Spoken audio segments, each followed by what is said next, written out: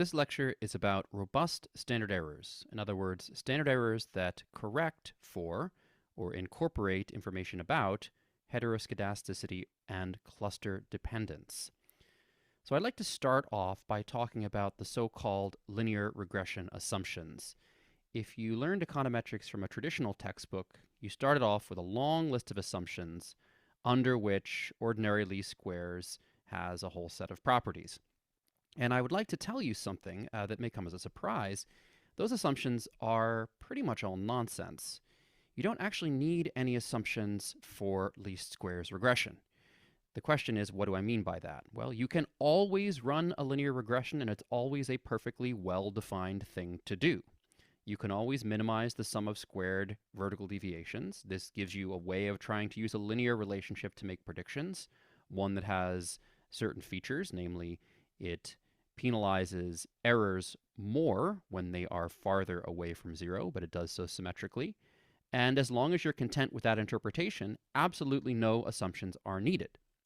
The only reason that you need assumptions is if you want to go beyond merely talking about prediction, and you want to instead either interpret the results causally, or you want to carry out inference. So we've already had some lectures that talk about how and when we can carry out causal inference from observational data. And today I would like to talk a bit about inference. So I'd like to talk a bit about how to get the right sorts of standard errors in a linear regression model so that you correctly reflect the uncertainty that's about your parameter of interest that remains after observing the data. So I'd like to start off with a quick review of what you might call classical linear regression standard errors.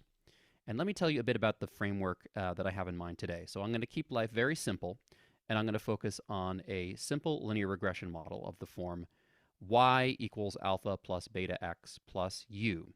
So this is a linear regression model, so u is a population linear regression error. That means that it is by construction uncorrelated with x. If that is something that you find a little confusing, you may want to take a look at some of our earlier videos on linear regression and also on causal inference. So I'm going to be picking up from there today. I'm only going to have one regressor today because the key ideas that I need to communicate are really the same regardless of whether you have many regressors, and I would just like to keep the notation as simple as possible. So let's start off with a little bit of algebra. I am going to express the following sum. This is the sum of xi minus its mean times yi minus its mean, summed over all observations I. That is the same thing, this is a bit of algebra, as the sum of xi minus its mean multiplied by yi. All right, now I'm going to substitute in for yi, the linear regression model. So I'm going to substitute in alpha plus beta x plus ui, and then I'll just use some familiar tricks with sums. I'm going to split the sums up, pull the constants in front of the sums, and I will finally end up with this expression at the bottom of the slide. So that expression is beta times the sum from I equals 1 to n of xi minus x bar, quantity squared, plus the sum I equals 1 to n of xi minus x bar times u. Again, that's just algebra, so we're going to be using this algebra in the rest of the lecture. All right, so we all know the formula for the OLS slope estimator. It's just that sum that I was simplifying on the previous slide, divided by a closely related sum, namely the sum I goes from 1 to n of xi minus x bar squared. So now all I'm going to do is in the numerator, I am going to substitute the algebra from our last slide. And of course, the reason that I want to do this is to get a nice simple expression of the form that you see at the bottom of this slide. So beta hat is equal to beta. In other words, the estimated linear regression slope, beta hat, is equal to the true population linear regression slope beta plus something. So what is this something? Well, this something is a ratio. It's a ratio of two sums. And the numerator is the sum I equals 1 to n of ui, which is the population linear regression error term, multiplied by xi minus x bar. The denominator is just the sum I equals 1 to n of xi minus x bar squared. So this is going to be the key expression throughout the lecture.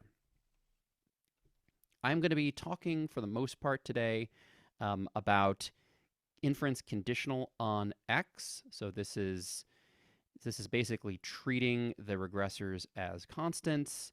If you don't like this, well, you can you can just sort of pretend that they really are constants if you want. It doesn't really make a tremendous difference because in the end we're going to have recourse to some asymptotics, and in those asymptotics we don't need to rely on x being fixed or anything like that. But for the purposes of working out these like simple finite sample expressions, it's really nice, it's really convenient to condition on x. And indeed, when we think about what linear regression really is, it's quite reasonable to think about doing inferences conditional on the x's that we observe.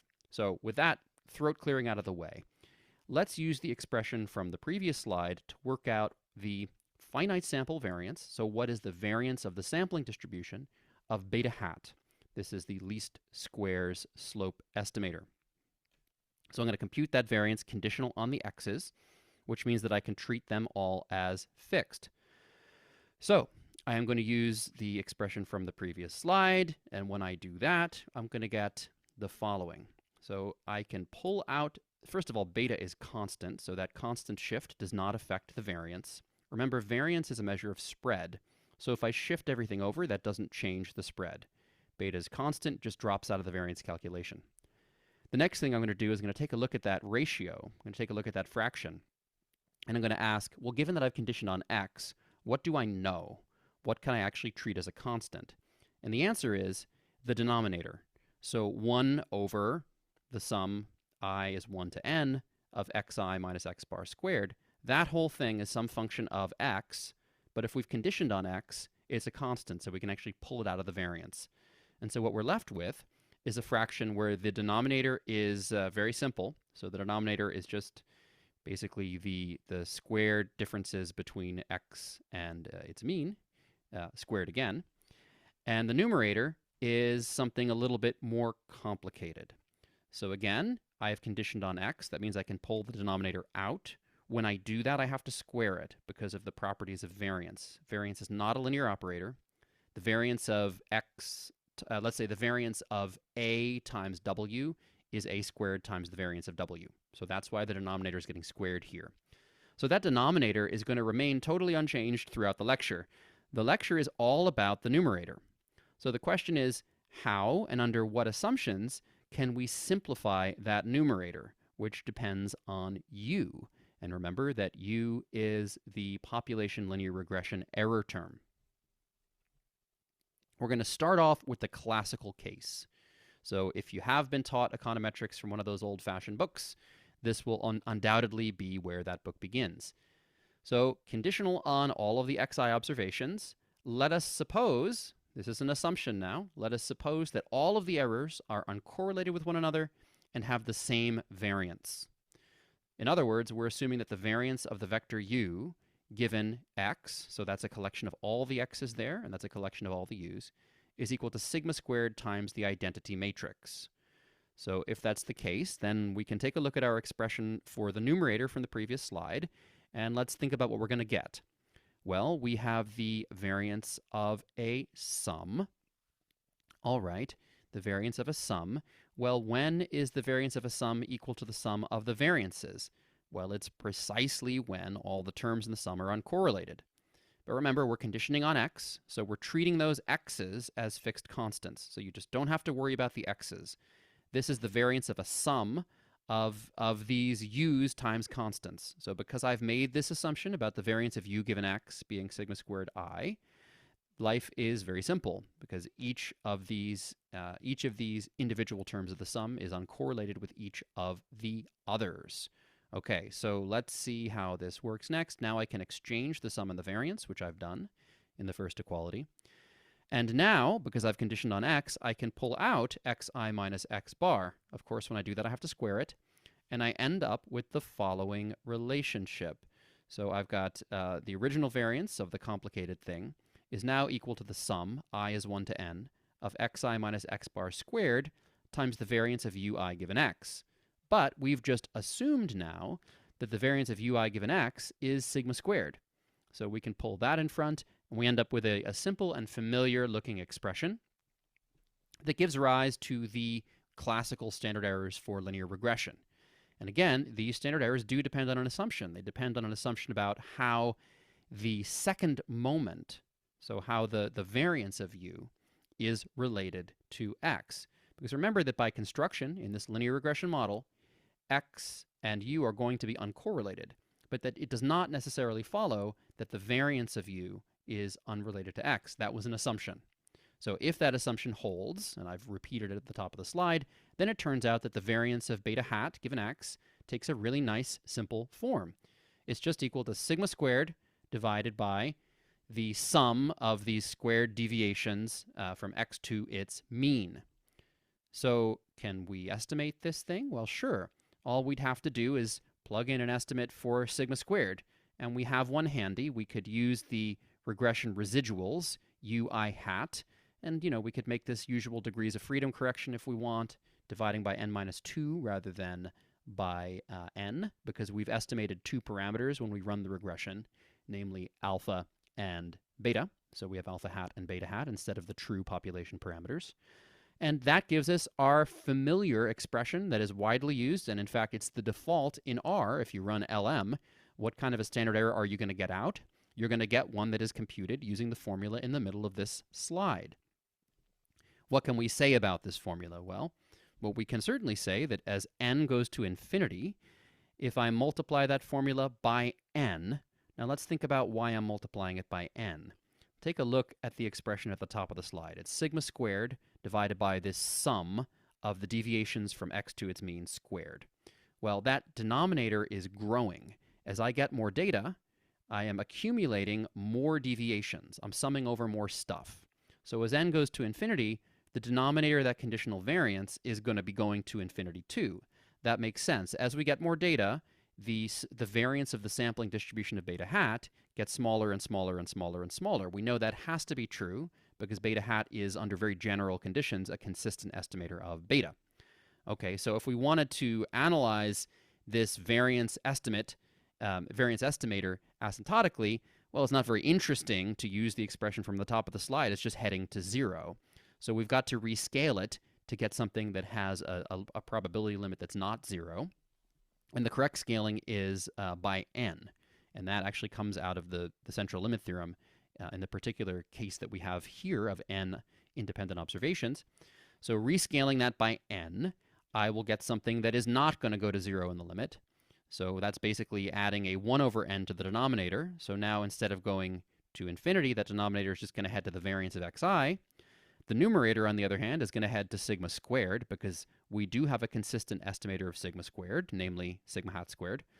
And so asymptotically, we are getting the correct variance for beta hat. So we are able to get a consistent estimate, a consistent estimator of the asymptotic variance. So everything works beautifully, and this is the standard textbook case that you've no doubt seen many times before. But what if we don't like the assumptions? What if the variance of ui actually changes with xi? Well, then we're not going to be able to factor a sigma squared out of the sum. That case is called heteroscedasticity. But there are other ways the assumption could go wrong. What about if there's actually correlation between ui and uj, two different error terms, given x? Well, in that case, we are not going to be able to exchange the sum and the variance. So again, I would like to remind you that in the algebra we started off this lecture with, there were two tricks we used. One was exchanging sum and variance, and the other was factoring out the sigma squared. So we're now going to consider what happens if we cannot do one or both of those steps. So the first case was called heteroscedasticity. The second case is often called clustered sampling, where there's correlation between ui and uj given x. Of course, I recognize that there's also cases with time series dependence. We're not going to talk about those today. We're going to be thinking about a scenario in which there really are some independent observations, but maybe there's some sort of clustering where inside of particular groups, the observations are no longer independent in some way. So in either case, it's all going to come down to how we estimate the variance of this particular sum given x. Because if you go back a couple of slides, you'll see that was the whole name of the game. The denominator is going to be the same throughout all of this lecture. It's just how do we estimate the variance of that particular sum without being able to use those two handy tricks, namely exchanging sum and variance and factoring out a constant.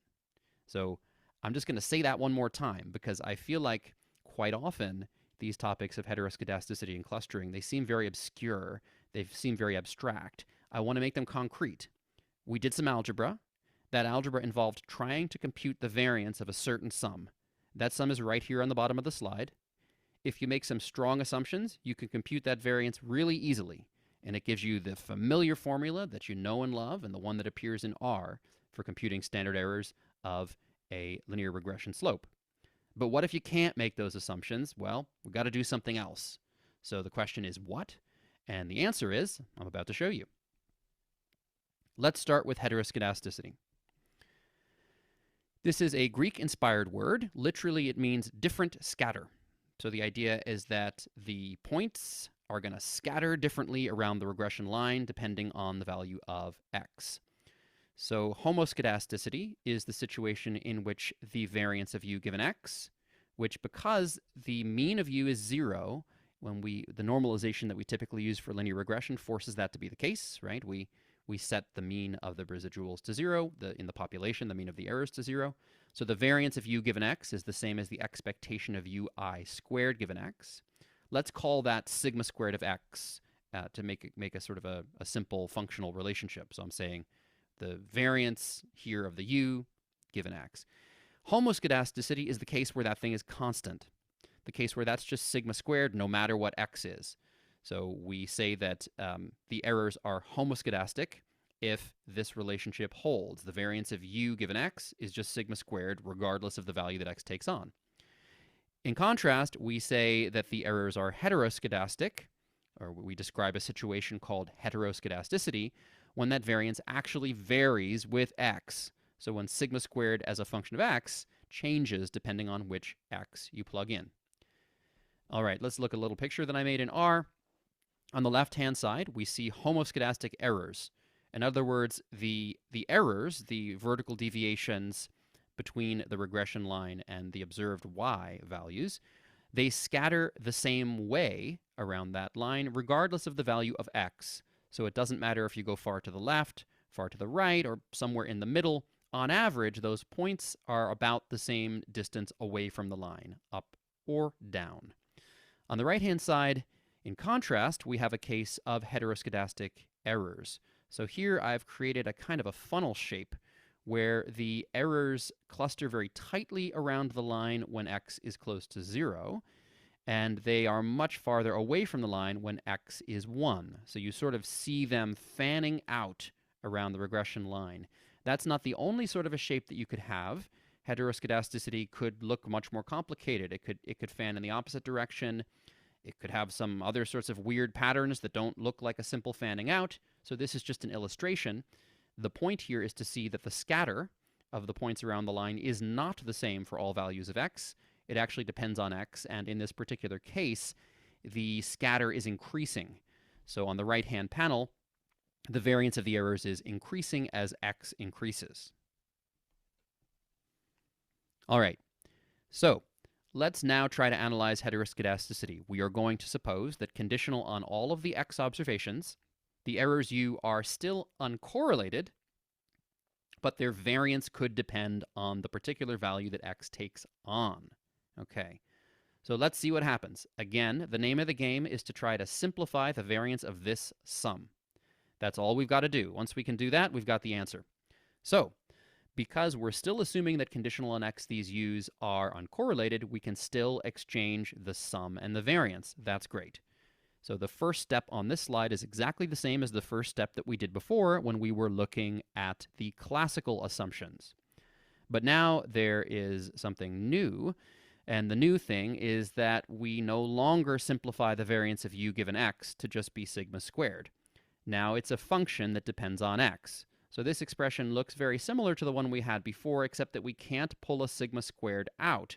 Instead, we have this sigma squared of xi, and the reason that can't come in front of the sum, of course, is because it depends on xi, and that has an I subscript, so it's changing as we go through each of the terms of the sum. How can we deal with this? So at the top of the slide, I have just given you the relationships from the previous slide. So I said if you assume that the variance of u given x is a diagonal matrix, so there's a lack of correlation between these u's, but along the diagonal, the variance changes depending on the value of x. So ui has a variance that depends on xi. Then we will end up with the following expression for the conditional variance of beta hat given x. And here it is. It's this sum in the numerator with a sigma squared of xi, and then we have the same exact denominator as we had before. Okay, so what? Well, there's one idea, of course, namely to model this sigma squared of x function. So this would give rise to something called weighted least squares. So we could try to model this function. Maybe we could express it as some sort of regression, who knows, with a small number of parameters that we could estimate. And then if we could estimate those weights, well, then we could try to run OLS on a reweighted model to get new estimates and standard errors. So the weighted least squares approach says, listen, we've got this problem. Let's model it. Let's model the relationship between u and x. Rather than a passive approach, let's take an active one. Once we figure out the form of the dependence, we can correct for it.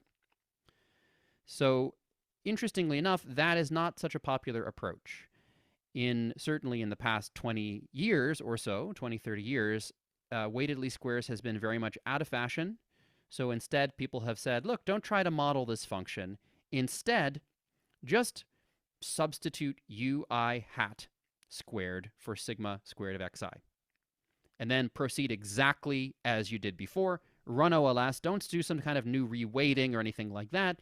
Run OLS, but just use a new formula for the standard errors. One that just plugs in the residuals squared where you have sigma squared of xi.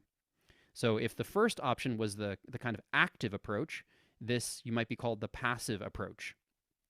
So let's try to see what exactly this is, how it works, and what might be a justification for this second approach, which has, among other things, been popularized in mostly harmless econometrics. Okay, so let's take a look here. Recall that by definition, the variance of ui given x is the expectation of ui squared given x, which we have called sigma squared of x. So here is the rough idea. If we could observe the errors, if we could observe the true population linear regression errors u, well, then we could substitute them in to obtain an unbiased variance estimator. So an unbiased estimator of the variance of beta hat given x. How would that work? Well, again, we're still conditioning on x throughout this. So let me just plug it in. Let me say, suppose I knew these ui squareds. I could plug them in, and that would give me some estimator. What is its mean? What is the conditional mean of this sum on the slide here with the ui squared given x?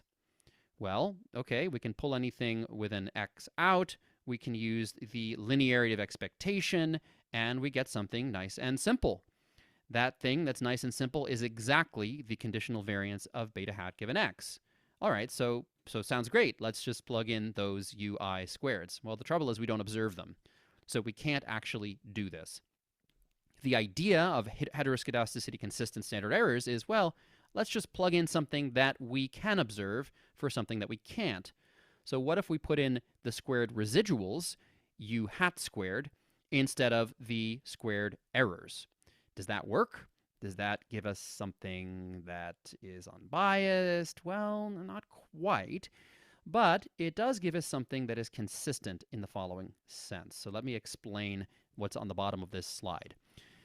In this displayed equation, the sum I is 1 to n of ui hat squared xi minus x bar squared divided by our familiar denominator. I'm not going to keep reading out the denominator because it's literally going to be the same in everything that we do today. That thing is, in some sense, sort of approximately equal to the variance of beta hat given x. It's not an unbiased estimator of it, but it's sort of approximately equal to it in the following sense. So again, let's look at that expression. What is happening to that expression as the sample size grows? Well, in some sense, the numerator and the denominator both have xi minus x bar in them, and they both have that thing squared. But the denominator has an additional square. So that denominator is growing faster than the numerator is growing. So again, that variance, that approximate variance, is tending to 0 as the sample size grows. So to get a limit that is not trivial, we need to rescale in some way. And the way that we need to rescale comes straight out of the central limit theorem, because we're taking basically a sum of um, n independent terms. So if we rescale this thing by n, all right, so what would that look like? Well, you could basically divide both numerator and denominator by n, but you'd be short by a factor of n in the denominator, because in the denominator the thing is being squared. So by multiplying by n, I am giving the denominator that extra factor of n that it needs, so it doesn't fly off to infinity. So by doing that, what I will ensure is that the denominator actually converges in probability to the variance of x squared. And this whole thing will then give me a probability limit that is equal to the asymptotic variance of beta hat. So again, notice the difference in scaling. For the asymptotic variance, we're multiplying by n relative to this finite sample variance, but we have something that is consistent. So we have a consistent estimator of the asymptotic variance. It's not an unbiased estimator, but it's consistent, and so in some sense, it's a reasonable idea. Now, the precise formula that I'm showing here is actually called HC0, and that is to distinguish it from some alternatives, namely HC1, HC2, and HC3. The basic idea is the same, but these alternative formulas are sort of like tweaks that improve the finite sample performance. Now, when I say the word tweak, I don't mean that they're irrelevant. They're actually very important and they can make a big difference. What I mean is that conceptually, they do not change the name of the game in an important way. So the idea of what we're doing remains the same, but these tweaks are designed to improve the finite sample performance of this heteroscedasticity consistent variance estimator. And as you'll see on the problem set, it can make a huge difference which of these different versions you use. And sometimes folks have gotten into trouble in applied work by using an alternative that doesn't work very well. So great, now we know something about the theory. How can we actually use this in practice? Well, there's a lot of ways to get heteroscedasticity consistent standard errors in R, but probably the simplest one is to use the function lm_robust from the package estimator. See, it's funny. It's got R at the end of it. The syntax is almost exactly the same as lm, except there is an option to set the standard error type. So se_type. If you set it equal to classical, that will give the same standard error as lm. If you set it equal to stata, that will match stata's reg, robust. You can also choose HC0. What stata uses is actually HC1. HC1, by the way, is terrible, and you should never use it. So this is yet another opportunity for me to bash stata. The default in LM Robust is actually HC2, and you will explore these on the problem set. One of the nice things about LM Robust is it plays nicely with all of your favorite functions like broom from the tidy, from tidy from the broom package, and also model summary. So let's give it a go. Here is a simple example. I'm going to load model summary, estimator, and I don't know why I've loaded model summary twice. Somehow I missed that when I made these slides, but you don't need to do that. You just need to, you can remove line 3. It doesn't do anything.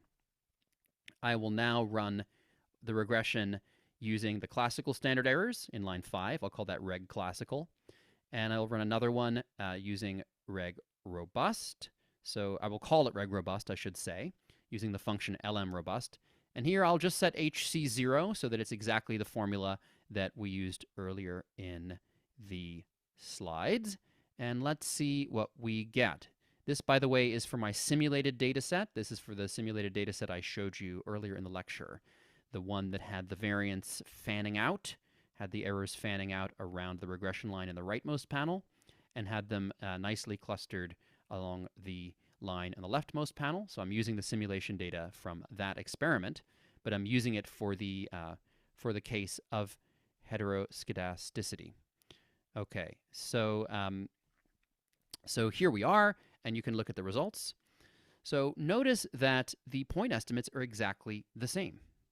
Well, they should be, because we decided to take a passive approach. We decided to just go with ordinary least squares, not to change our estimator or something else like weighted least squares, but then to adjust the standard errors. That's this passive approach. That's the approach that is pretty much dominant in applied practice these days. So the estimates are going to be exactly the same. The r squared is going to be exactly the same. So is the root mean squared error. The only thing that's going to change is the standard errors themselves. And in this particular example, it makes a bit of a difference. So the standard error for the intercept is, a bit different in the robust case. The one for the slope is also a bit different, not by a tremendous amount in this particular simulation, but you can come up with alternative simulations where it's going to make a really big difference, and you will explore one on the problem set. So here are some things to notice. As I mentioned, the estimates are identical, only the standard errors change. The robust standard error for the intercept was smaller, whereas the one for the slope was larger. That can happen. It's totally possible to see that pattern. You could see a different pattern. Because we have different standard errors, it implies that any confidence intervals that we construct or any p-values will also be different. Now, while it could go either way, typically using the robust approach, typically using the heteroscedasticity robust standard errors, will make your standard errors get bigger. So for that reason, people sometimes think, well, this kind of adds some conservatism, so it's somehow safer to just use these robust standard errors. That is a little bit overblown, in fact, and I think you'll see on the problem set why life is really not so simple. Any inference that's based on the assumption of homoscedasticity will be suspect if that assumption fails. So in particular, any kind of f-test that you carry out based on the LM function using, say, linear hypothesis would be mistaken, or rather would be potentially mistaken in the case of heteroscedasticity. But this is easy to fix. So all you got to do is use LM robust and choose your desired standard errors. Then you save the regression, just as I did before. I saved one called reg classical and one called reg robust, each corresponding to a different set of standard errors. And now I will get a different form of the f-test that will give it will actually give us a different p-value, will give us a different statistic. So as you can see, we're not getting the same result here. Now it's your turn. I would like you to replicate the simulation from the right panel in my plot some slides back. I'll tell you what seed I used, and I will tell you how I designed the simulation. So here is the regression slope and intercept, and the way that I set the standard deviation of the errors, all of which were mean 0 and normally distributed, was as follows. So I set them equal to the square root of 2 times x. So replicate my plot and check that yours matches it. Then, using x and y, you can replicate my regression and my f-tests from above. And finally, this is something that you should certainly do at least once in your life. I would like you to use the formulas from earlier in this lecture to compute the classical and the HC0 standard errors for the regression slope by hand. Not really by hand, using your computer. But what I mean is, don't have the package do it for you. Program it yourself using x and y. So you'll have to think about how to do this. You'll need to run a regression, you'll need to get the residuals, and you'll need to use them according to the formulas we've seen. Then check that your results match those of LM robust.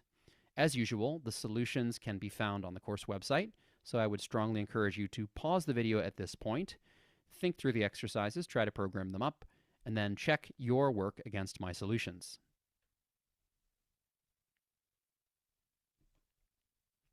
Well, we've talked about heteroscedasticity.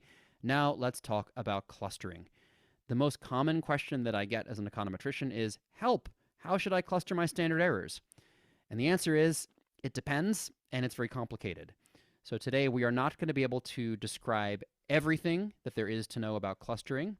It's a really active research field, and there's still a lot of disagreement about exactly what one ought to do in practice. There's still a lot of confusion. So instead, what I'm going to try to do is give you some of the conceptual tools that you will need to get started thinking about what the issues are. So I hope that if you are working in a setting with clustered data, this will set you up nicely to begin reading some other literature, maybe running some simulations, and just thinking more deeply about the problem and what exactly is at stake. So what is a clustered sample? Well, it's basically a situation in which the IID sampling assumption fails. Roughly speaking, we might say that it represents correlation between errors in groups. That's not always the way that it arises, but it's a reasonable approximation. Panel data is a great example. Suppose that I randomly sample you, and I'm using a panel data set, so I'm going to be actually observing you in all of t periods. Well, you're the same you next period as you are this period. So there is some sense in which there are natural groups in which observations are likely to be dependent between elements of the same group, even if they're independent between groups. You tomorrow and you today are pretty similar, even if you and somebody else are completely independent of one another. Panel data is one case. Classrooms, villages, other things like this are another case. So perhaps we first randomly sample villages, and then we randomly sample villagers within a sampled village. That's an example of a clustered sample. And these sorts of designs come up all over the place, especially in development economics, and in particular, when people are trying to learn about spillover effects, which is a topic near and dear to my heart. Clustered sampling is actually very, very common. So why is this a problem? Well, once again, this entire lecture is just about simplifying that numerator. If you don't remember which numerator I mean, you can rewind and take a peek. I'm talking about the variance of this particular sum. I is 1 to n, ui, given xi minus x, not given, multiplied by xi minus x bar, and the whole thing is conditioned on x. Well, what was the first step that we did when we tried to simplify this variance? We said, let's exchange sum and variance using the fact that each term in the sum is uncorrelated with every other term in the sum. And that is just not going to work any longer. As soon as we have clustering, we cannot replace, or rather we cannot interchange the sum and the variance. Intuitively, observations are more similar to each other within a cluster than between. So they're correlated within cluster. So if you get an extra observation from an already sampled cluster, this in some sense provides less information than observing a new observation from an unsampled cluster. To make any further progress, we need an upgrade to our notation. So here is the notation we're going to use. This is exactly the same linear regression model as before, but I'm changing the subscripts. So they're no longer just I, they're going to be gi. So we have ygi, xgi, ugi. Little g is an index for groups. So there will be capital G groups, and the group index, little g, runs from 1 up to capital G. I, on the other hand, is the index for individuals within a particular group.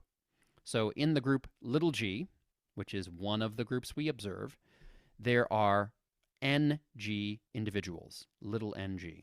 So I is an index that runs from 1 to little ng. There might be different numbers of people in each group, for example. The total sample size, which I will denote by capital N, is just the sum over all groups of the size of each group. And just to remind you of the example of a panel data set, in a balanced panel, which is a panel where we observe each individual for the same number of time periods, the groups are going to be individuals, and ng will be t. So in that way of looking at things, the time index is actually the sort of individual within group index. So let's rewrite our expression from before. All I'm going to do is I'm going to replace the indices that we used to have. Well, I've actually written them with a j here because I don't want us to get confused about I. But previously we had a single index for the sum, both the sum in the numerator and the sum in the denominator. And now we're going to have a double index.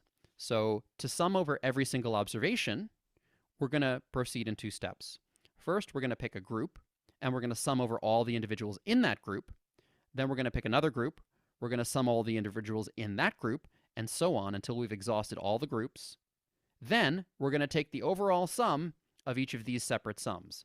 So it may look forbidding because I've now got 2 capital sigmas rather than 1, but all that I'm really doing is, with my new system of indexing, I'm explaining that it's perfectly fine to first sum within group and then sum between. It doesn't matter in which order I add things up.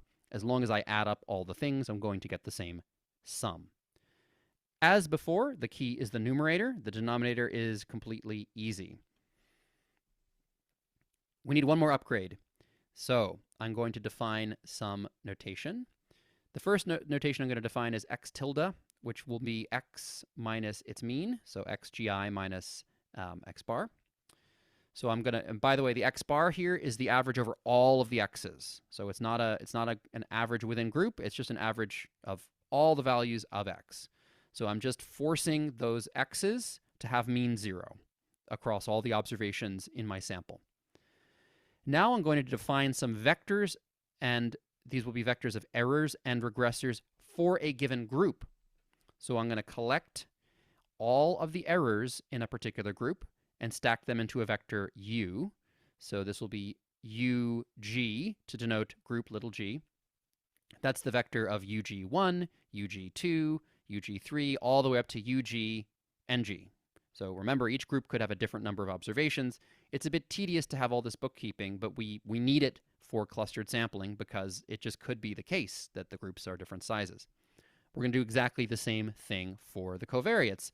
But now I've demeaned them, so everything has mean 0. That's just going to allow me to write down some simpler expressions in the variance calculation. Okay, so now we go from our ugly double sum in the previous slide to a much prettier looking single sum in this slide. So now we've gotten rid of the double subscripts, and instead we've killed that inner sum by replacing it with a vector multiplication. So we've got an inner product, x tilde prime g, ug. And that is the same thing as that within group sum that we had before. So nothing has changed. It's just notation, but this notation is going to be particularly convenient. And in case I haven't said it enough, the key is the numerator. Now, let me just point out one other thing before we proceed. You might say, well, why are we making our lives difficult? Why are we adding all this notation? And why are you now happy that you've got a single sum from g equals 1 to capital G? Well, the answer is, in a clustered sampling environment, our assumption is that there is independence of observations between groups. So now we've got a sum that is over observations. Now, these observations are complicated objects because they're x prime u, but it's over observations that are independent.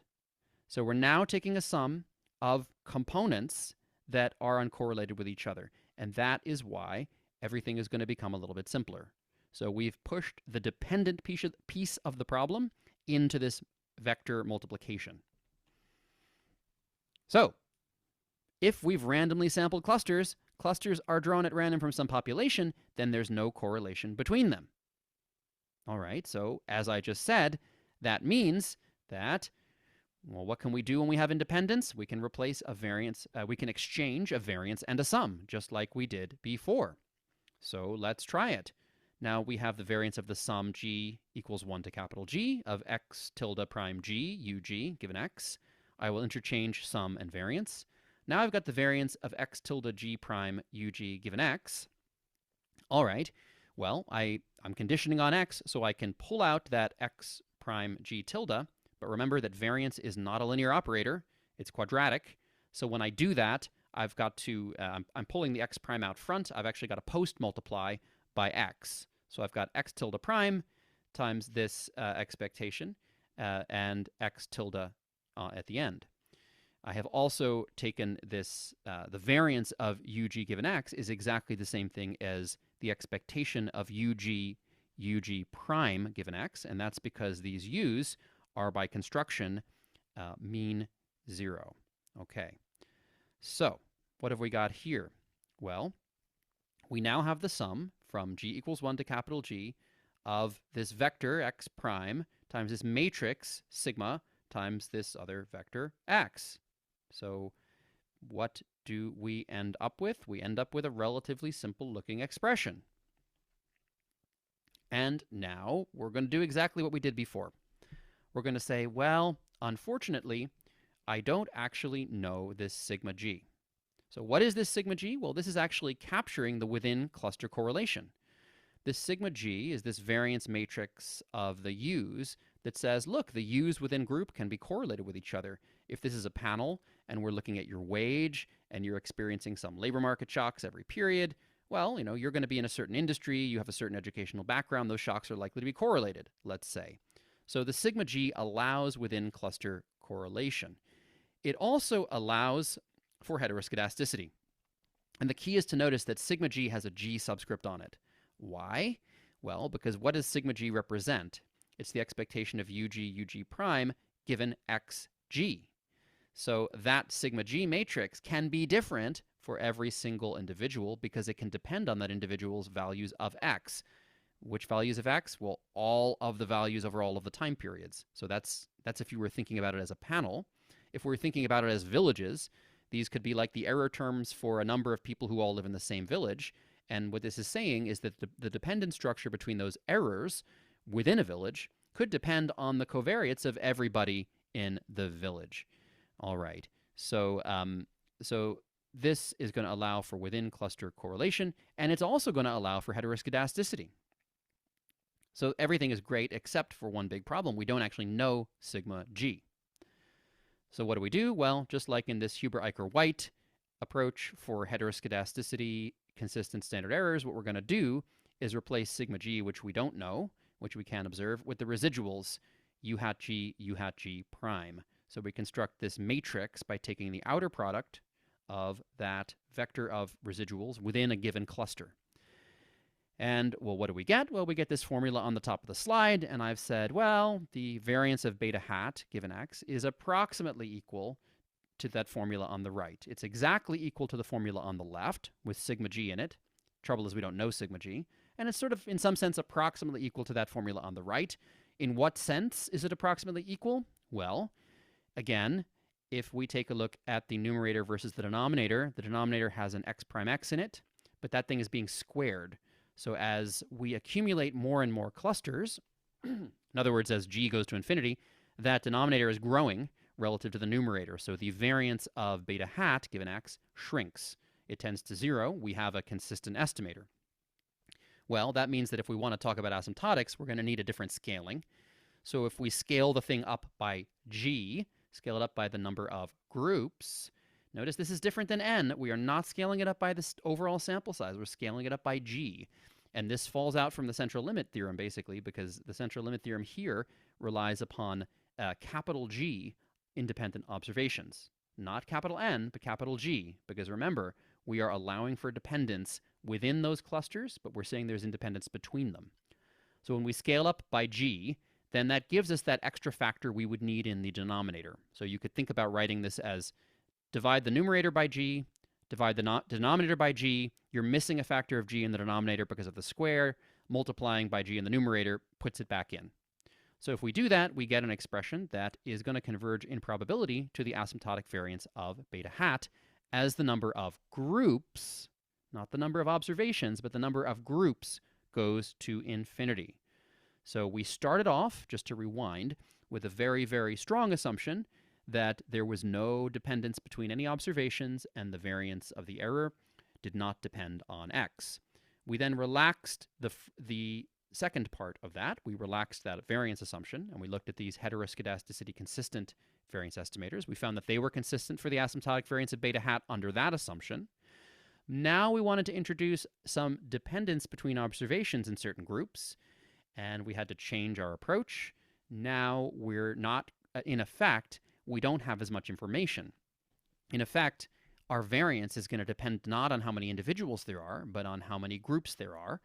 But again, we have a weaker assumption, and under that assumption, we can get a consistent estimator after the asymptotic variance of beta hat. So that is the sense in which my approximation on the top of the slide holds.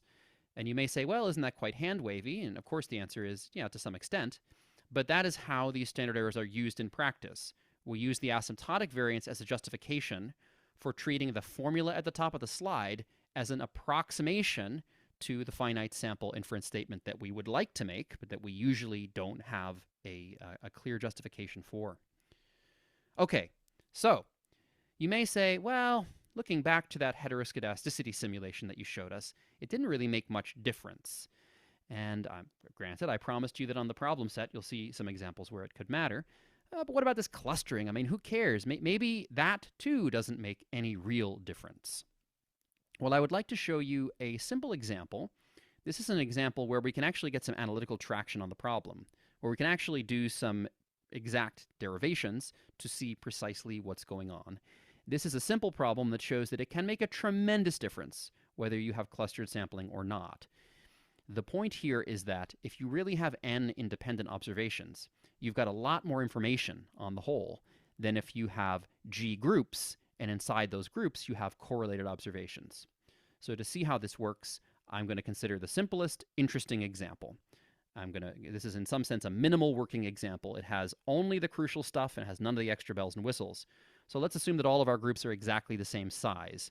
So ng is equal to little n for all groups. And let's make life even simpler. Let's assume that the errors are independent of the regressors. So they are homoscedastic. We don't necessarily need to have both the cluster problem and the heteroscedasticity problem at the same time. And here, to make my life easy, I'm just going to say, nope, we're only worried about clustering here. The errors are perfectly homoscedastic. I'll make it even simpler. Let's suppose that xgi takes on the same value for all individuals within a given cluster. Now, you may say, oh, that's crazy. That's never going to happen in practice. I have news for you. That's actually incredibly common in development economics. It is often the case that you will randomly assign whole villages or whole clusters to get the treatment and others to get the control.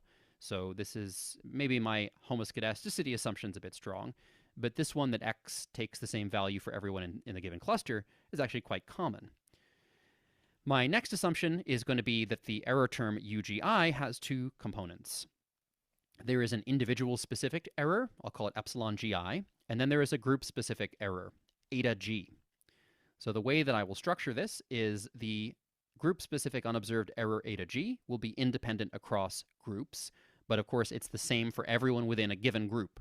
So this is like a unobserved group random effect in some sense. And in this particular example, epsilon GI is IID across I and G. So this is a completely idiosyncratic error. It's something that's different for everybody in every group, and it has no correlation either within or between group. And then to make my life even simpler, I'm going to define the variance of UGI to be sigma squared. All right, if you do a little bit of algebra here, you will be able to compute sigma G in this example. Because this is a homoscedastic example, the conditioning on x doesn't matter. And because of the way that I've set things up, you can do the algebra to see that this sigma G is actually going to be sigma squared multiplied by this funny-looking matrix. So this funny-looking matrix has ones down the diagonal, down the main diagonal, and it has rho everywhere else. And what is rho?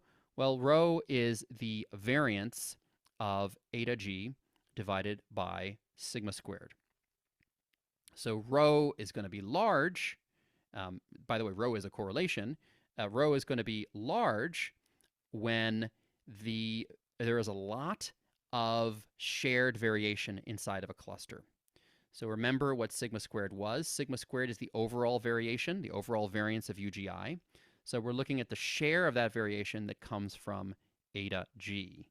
So when that share is very high, that means that the errors inside the cluster are very strongly correlated. So in some sense, when eta G is where most of the action is, and there's not that much action in the epsilons, then there's going to be a strong within cluster correlation. So that's what this rho is capturing.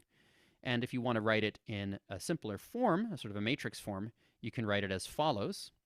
Sigma squared times 1 minus rho identity plus rho, and this iota here, iota prime, is just a vector of ones outer product with itself. All right, so let's continue from the previous slide. The first few lines of this slide simply repeat the information that we've already seen. So after a bit of algebra, and I would encourage you to give it a try if you're feeling bold, it's not so hard. What we can show here is that the variance of beta hat given x takes this particular form. The variance of beta hat given x is equal to 1 plus n minus 1 times rho multiplied by, wait a minute, what's that term in the large square brackets? We recognize that from earlier in the lecture. That is the usual, or perhaps you might say the classical OLS variance. So that's the variance for beta hat under the classical assumptions. So no heteroscedasticity, no clustering. Okay, well in this example, indeed, there is no heteroscedasticity. This is a homoscedastic setting. But we have allowed clustering. So the way that I set this up, I have created a situation in which the variance of beta hat is equal to the classical one multiplied by a scaling factor.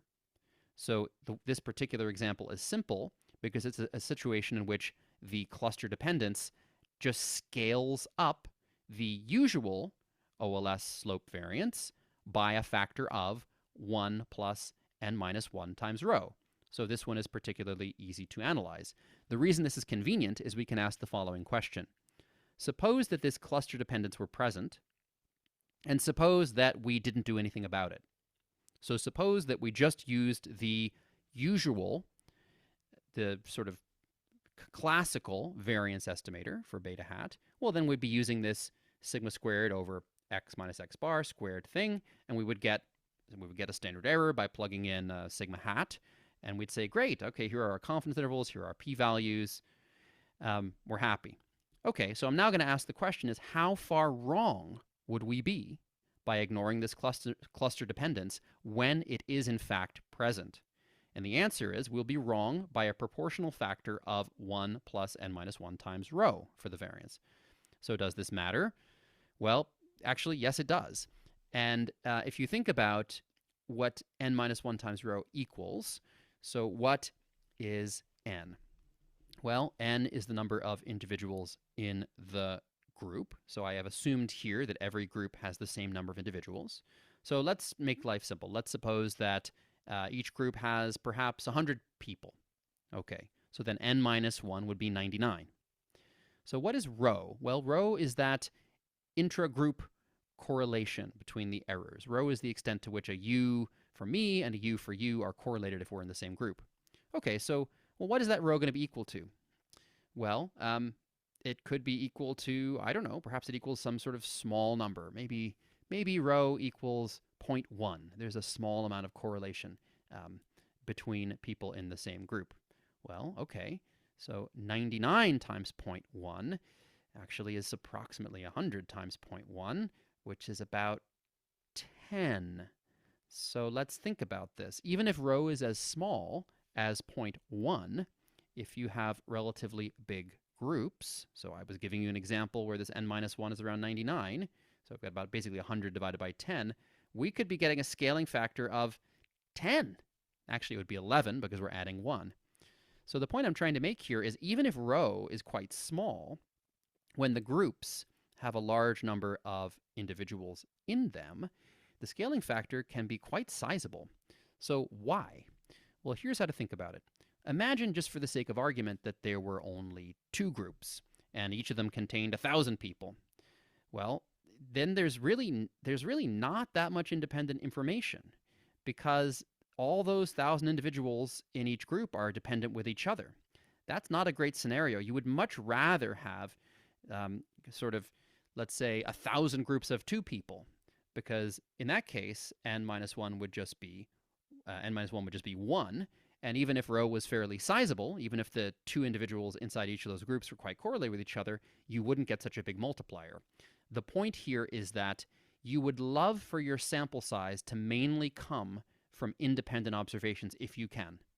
A situation with many small groups is much nicer in terms of estimation uncertainty than a situation with few large groups.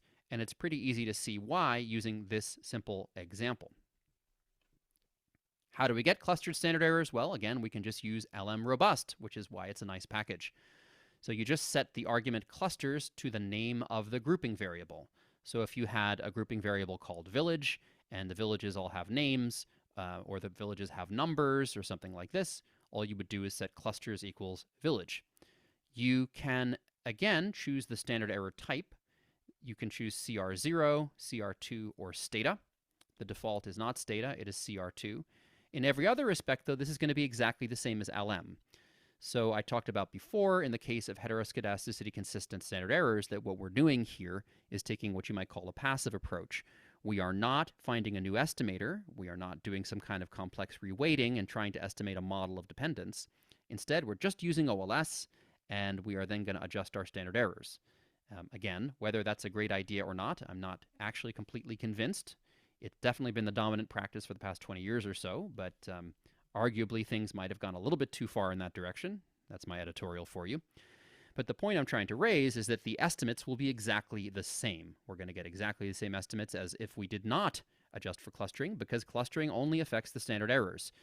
And so again, you can use LM robust with this clusters argument. It works beautifully with tidy, model summary, and linear hypothesis. So let's take a quick look at an example from Duflo, Dupas, and Kramer 2011. This is a data set that was cleaned up by Bruce Hansen. So thanks, Bruce, for providing a really nice data set that I could use in my slides.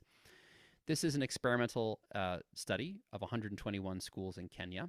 The schools were randomly assigned to either tracking or control. So in tracking schools, students were allocated to classes based on a pretest. And in control schools, students were allocated to classes at random. And the question here, which is a perennial question in the education literature, is whether tracking improves test scores. This is a clustered sample at the level of schools. So notice the treatment assignment is actually the same for everybody in a given school. So as a general rule, if people always ask me what level should I cluster at? Well, if you're in an RCT, there's an easy answer. You should cluster at the level of treatment assignment. So in this case, that's going to be at the school level.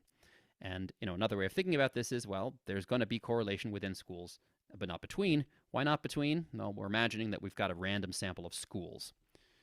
All right, so now I will load in this data set, which you can download from my website using use the Haven package. And I will then adjust the outcome. So I'm going to call my data frame here DDK 2011 to refer to the authors. I am then going to turn the outcome into z-scores because it's going to make it a little bit easier. So the outcome is actually total score, which is a test score. So now I've got a nice tidy tibble in which my outcome variable is called test score, and this is a z-score. So a number, so let's say of 2, a test score of 2 would mean that you are 2 standard deviations above the mean for everyone in the experiment. All right, so now I will run reg classical, and then I will run reg heterosked, which is going to be exactly the same as reg classical in its specification, but now I'm going to use LM robust, so the default here will be HC2 standard errors. That's the default for LM robust. And if I don't say anything, well, it's not going to know how to cluster because I haven't told it what variable to cluster by. So I will run a third regression here in line 15, reg underscore cluster. Again, it's exactly the same model. It's exactly the same data. Now I'm choosing clusters equals school ID, and this is going to default to CR2. So in line 9, we have the classical standard errors. In line 12, we have the HC2 heteroscedasticity robust standard errors. And in line 15, we have the CR2 cluster standard errors. And notice that when we allow for clustering, we are also allowing for heteroscedasticity. So it could turn out that all of these standard errors look similar. It could turn out that they all look quite different. And that's what we're going to find out. So now I will display, using model summary, the results of each of these regressions. And as we should see, the estimates are exactly the same in every case. But now we can see different standard errors. So we have classical, heteroscedasticity robust, and then we have clustered standard errors by school ID. So here we're clustering by the ID of the school. And as you can see, classical versus heteroscedasticity robust really makes almost no difference whatsoever. Those standard errors are at least to the number of decimal places I've presented on the slide, identical. But clustering makes a big difference actually to the standard error of the coefficients themselves. So if we take a look at the intercept, which started off at around 0.02, now it's around 0.06, so that's nearly 3 times as large. And if we take a look at the one for the slope, something like 0.03, roughly speaking, well, now it's about 0.08. So the standard errors have markedly increased, and that is just to show you that actually clustering can make a really big difference in practice, because you really don't have as much information with which to learn your treatment effect in a cluster randomized trial as in an individually randomized trial. Now you may ask, well, why on earth would anyone ever do a cluster randomized trial? There are many answers to that question. Some of them have to do with perhaps being interested in learning about spillover effects. But one very powerful explanation for why people do cluster randomized controlled trials is because they're much less logistically intense. It might not even be feasible to treat some students in a given school differently than others. Good luck getting it past the administrators of the school, for example. And it might be difficult to assign different treatments to different individuals in the same village. So for logistical reasons, it's actually quite common to assign the same treatment to everybody in a given cluster. And then in some sense, the price you pay for that logistical simplification is in the standard errors, which are in general going to be quite a bit larger. All right, that brings us to the end of this roller coaster ride of standard errors in various flavors. And you might say, but wait, all we've looked at is OLS. I also like running IV, or two-stage least squares. Well, don't worry. IV Robust from Estimator has you covered. This is very similar to the syntax of IVReg, which is the function you may know from the IVReg package, which was formerly called the AER package. So in other words, we've got a formula, y tilde x1 plus x2, vertical bar z1 plus z2. That would say that x1 and x2 are the endogenous regressors, while z1 and z2 are the exogenous instruments. So you pass in a formula, and then you've got exactly the same options as you had available in LM Robust. So you can set clusters, you can set SE type, it works with tidy, it works with model summary, and there's a link on the bottom of the slide where you can find out some more information about how to use this very handy package.